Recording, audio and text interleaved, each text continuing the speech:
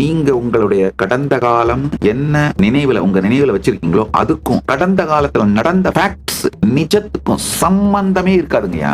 சற்றே தள்ளி நின்று சாட்சியாக பார்த்தீர்களானால்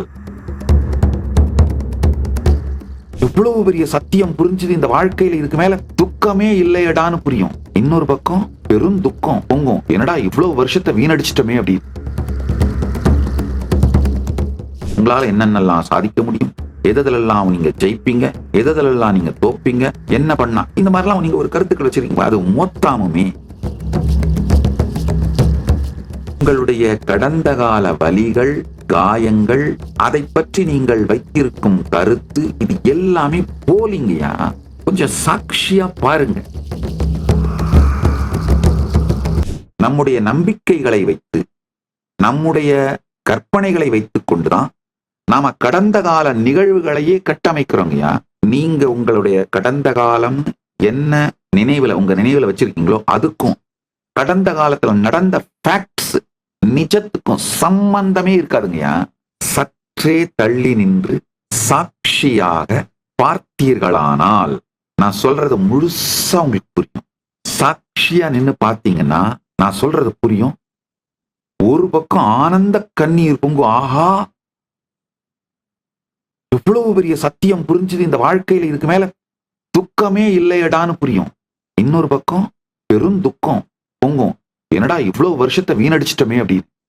ஒரு கண்ணில் ஆனந்த கண்ணீரும், ஒரு கண்ணில் இத்தனை வருஷத்தை வீணடிச்சிட்டமேன்ற துக்க கண்ணீரும் பொங்க வைக்கும். பரம சத்தியம் இது, புரிந்து கொள்ளுங்கள். உங்கள் கடந்த காலத்தை பற்றி நீங்கள் வைத்திருக்கும் கருத்து, உங்க கடந்த காலத்தை பத்தி நீங்க வச்சிருக்கிற கருத்தை பேஸ் பண்ணி தான் உங்களை பத்தியே உங்களுக்கு ஒரு ஐடியாவை கிரியேட் பண்ணுவீங்க. அதை வச்சுதான் உங்க வாழ்க்கையில எல்லா எதிர்கால முடிவையும் எடுப்பீங்க.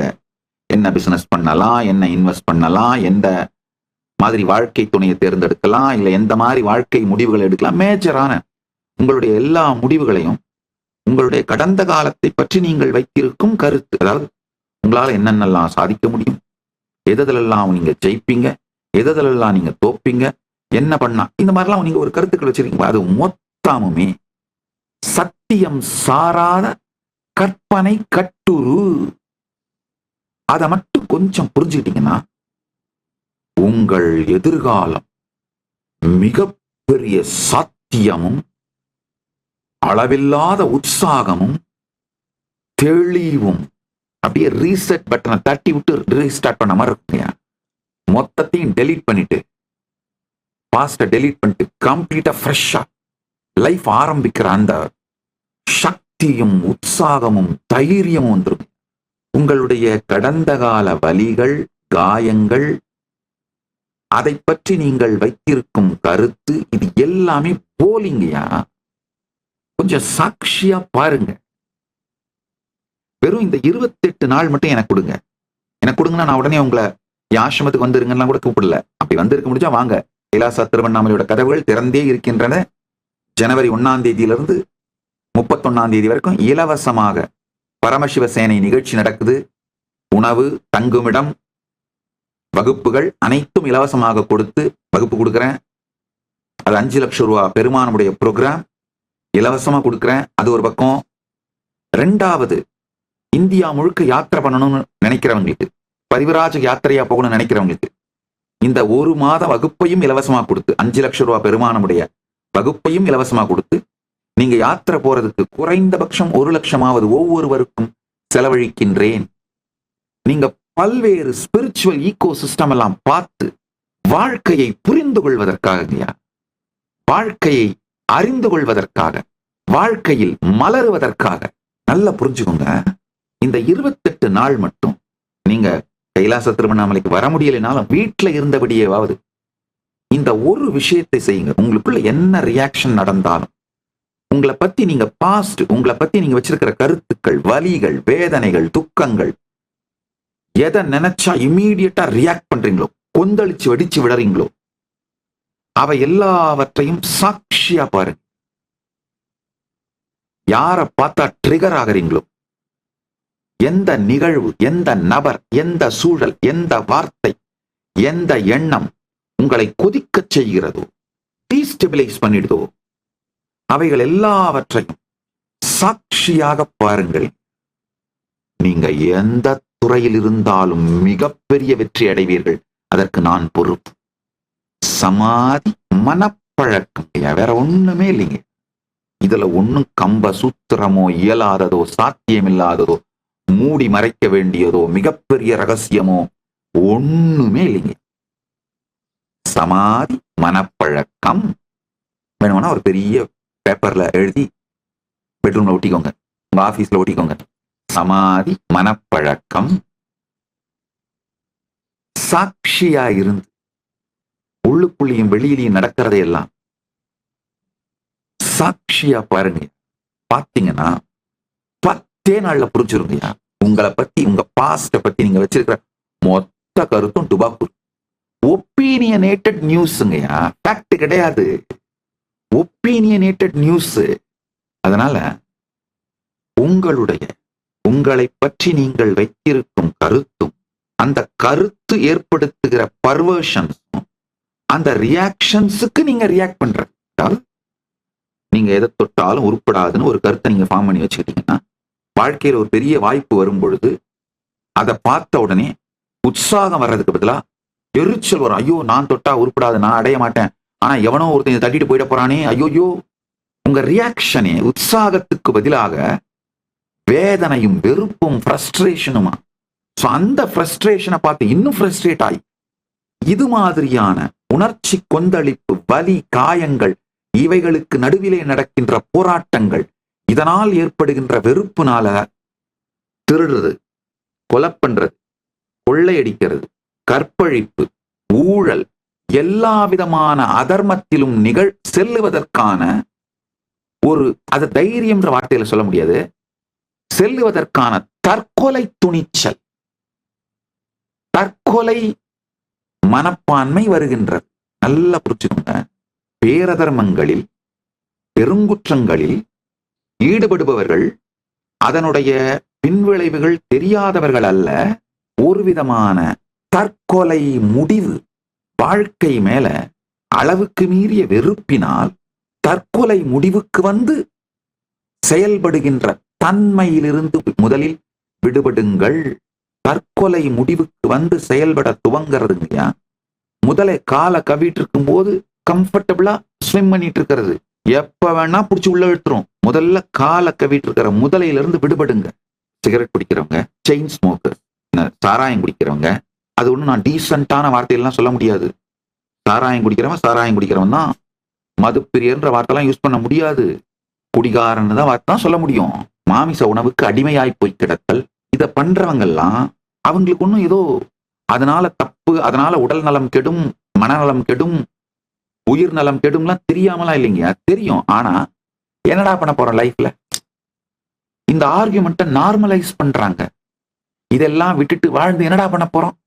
லைஃப் மேல இருக்கிற ஃப்ரஸ்ட்ரேஷனால டீ டோட்டலரா வாழ்ந்து என்னடா பண்ண போறோம் அப்படிங்கிற ஆர்கியூமெண்ட்டை நார்மலைஸ் பண்றோம்.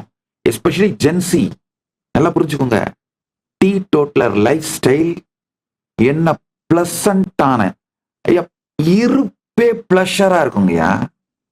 Celebrate being a human. ஏய் ஜென்சி, முதல்ல இத புரிஞ்சுக்கோங்கப்பா. Celebrate being a human. டீ டோட்டலரா இருந்தீங்கன்னா you can celebrate being a human பா. ஒரு இனிமையான மலரின் இனிமையான ஒரு இயற்கையான தாமரை, ரோஜா, பன்னீர் புஷ்பங்களோட இனிமையான நறுமணம் மாதிரி நம்முடைய வாழ்க்கையில உள்ளுக்குள்ளேயும் வெளியிலையும் ஒரு நறுமணம் பொங்குகின்ற, just celebrating being a human. வேற ஒன்னும் வெளியில இருந்தெல்லாம் தேவையில்லைப்பா.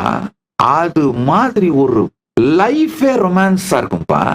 எதை பார்த்தாலும் ஸ்வீட்டா இருக்கும், எதை பார்த்தாலும் ஜாய்ஃபுல்லா இருக்கும், யாரை பார்த்தாலும் ஸ்மைல் பண்ணுவீங்க. அதுதான் செலிப்ரேட் பீயிங் எ ஹியூமன். நீங்க லேயர் பை லேயர் ஆஃப் ஃப்ரஸ்ட்ரேஷன்ஸோட லேயர் அதிகமாகி அந்த ஃப்ரஸ்ட்ரேஷன் நீங்க ரியாக்ட் பண்றது, அதுக்கு பர்வர்ஷன். இது மல்டிபிள் காம்ப்ளிகேஷன்னால உங்களுக்கு உங்களோடய இருக்கிற உறவு ரொம்ப காம்ப்ளிகேட் ஆகி போய் தாங்கயா. வாழ்ந்து என்னடா போறோம், அட்ரா தண்ணி அட்ரா பார்க்கலாம்டா, குடிடா என்ன வேணா குடிக்கலாம்டா, அட்ரா ஸ்மோக் பண்றா என்ன வேணா பண்ணலாம்டா, பாத்துக்கலாம்டா, வரப்ப பாத்துக்கலாம்டா, இருடா இதுக்கெல்லாம் கூட பயந்துட்டு இருக்கிற. அப்படின்ற ஒரு தற்கொலை முடிவோடு செயல்படுகிறீர்கள்.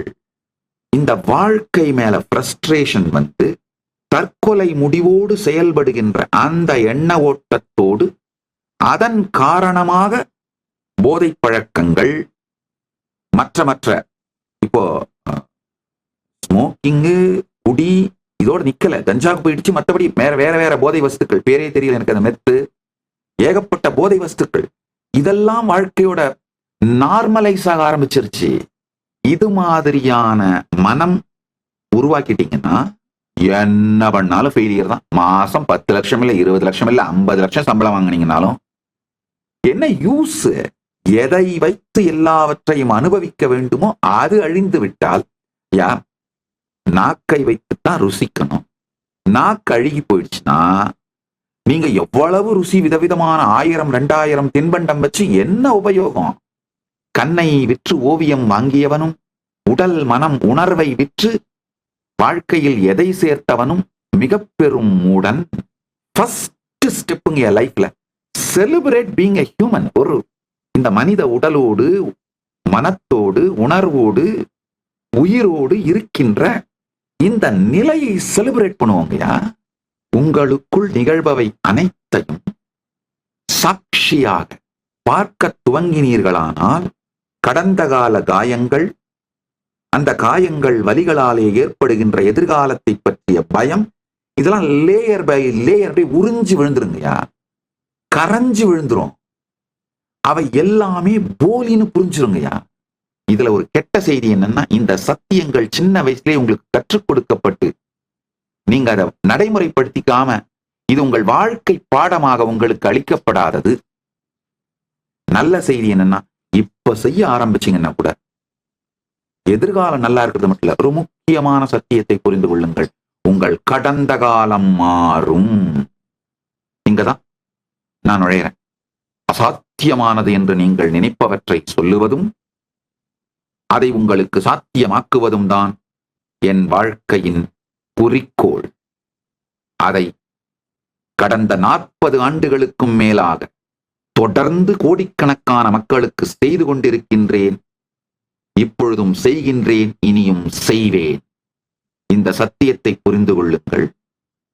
சாட்சியாக உங்களுக்குள்ளும் வெளியும் நடப்பவை அனைத்தையும் சாட்சியாக பார்க்க துவங்கினீர்களானால், சாட்சியையே சாட்சியாக பார்க்க துவங்கினீர்களானால் எதிர்காலம் பற்றிய பயங்கள் துக்கங்கள் கரையும்.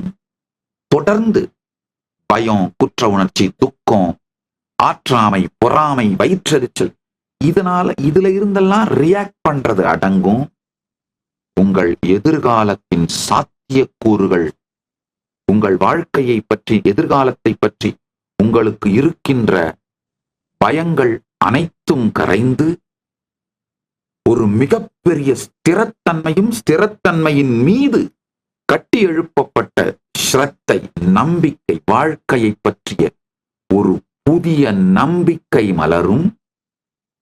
இதெல்லாம் கூட நீங்க லாஜிக்கா புரிஞ்சுக்கலாம். நான் அடுத்து சொல்றதுதான், உங்கள் கடந்த காலத்தை பற்றி நீங்கள் வைத்திருக்கின்ற கருத்து மட்டுமல்ல, கடந்த கால அனுபவமே மாறும். மீண்டும் ஒருமுறை கதவை திற, காற்று வரட்டும். பகவான் ஸ்ரீ நித்யானந்த பரமசிவம் அருளும் சிறப்பு நீரலை சத்சங்கம்.